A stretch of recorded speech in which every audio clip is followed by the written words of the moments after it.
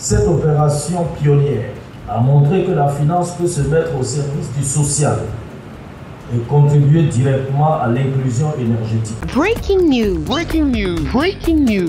Côte d'Ivoire, le fonds PEPT lance sa deuxième opération de titrisation sociale. Merci de rester sur CNN. Breaking news. Breaking news. Après le succès de la première émission en 2023, le fonds a lancé la deuxième phase de son opération de titrisation sociale.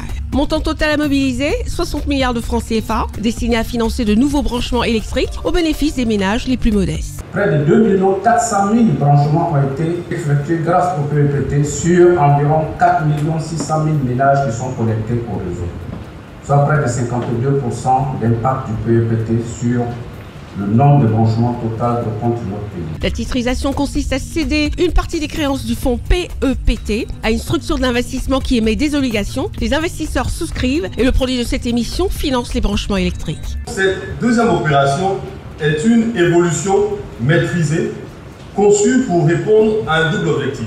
Accroître la capacité de financement du PEPT de façon pérenne et offrir aux investisseurs un véhicule robuste et attractif dans un contexte de marché de plus en plus exigeant. Pour le gouvernement, ce mécanisme allège la charge de la dette publique tout en poursuivant les objectifs du programme social. La titrisation des créances du PEPT a démontré qu'il est possible de mobiliser des ressources importantes sur le marché financier pour soutenir un programme social.